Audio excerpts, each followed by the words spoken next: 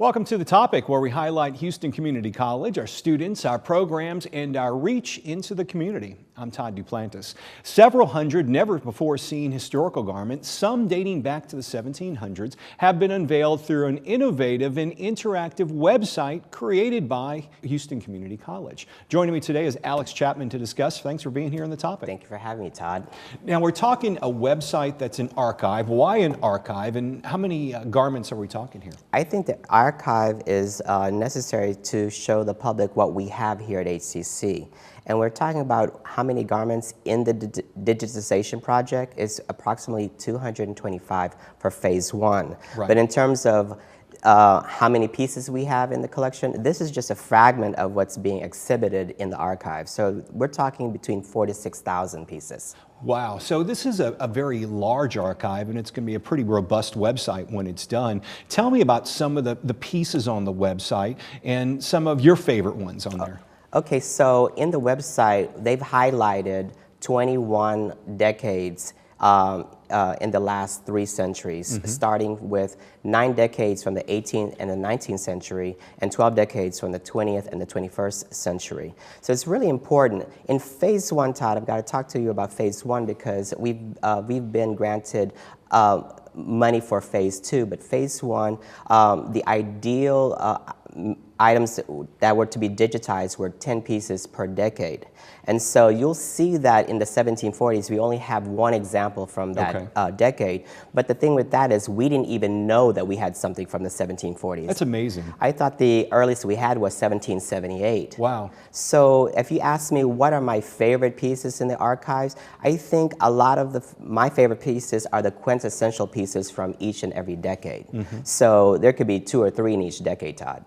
This is museum quality stuff that we're talking here, and I guess it's you know, you look at like the Smithsonian and museums like that, and they archive things on a website, and we're kind of following suit here. Huh?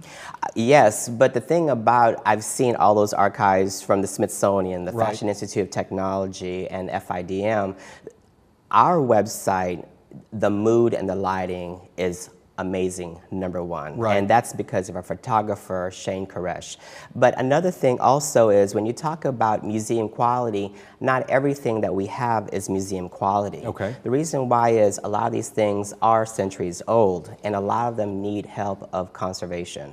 So yeah, half of it is museum quality, half of it is significance because of whether or not it's the fabric, or whether or not it's the construction, or whether or not it's the actual technique of how things were processed back then.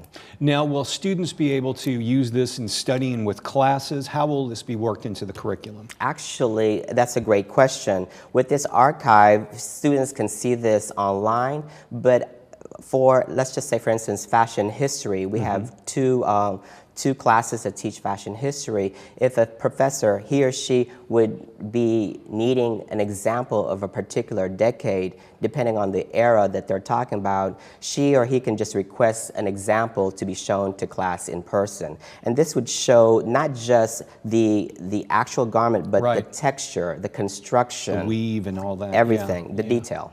And can the general public access this as well, or is it going to be specific for HCC students? It's specifically for HCC students, but I think sometimes we do have tours, but not at the moment, because right now we're trying to figure out how to house the collection right now, because it is so big, and a lot of it really is in need of conservation right now. Restoration and all that. Absolutely. What about the website? Will that be able for access for the public? Actually, it's free. It's free for everybody. Anyone, any place in the world can access the website, and it's user-friendly. Yes, and if a particular person, if they're into a particular decade, they can just click on the icon, and whatever we have digitized for that particular decade will be available for them to look at. Excellent work, and we're very proud of that website. Thanks for joining us, Alex. And thank you for joining us on The Topic. If you'd like more information, you can visit the website itself at the link provided on your screen. For The Topic on HCC TV, I'm Todd Duplantis. I'll see you next time.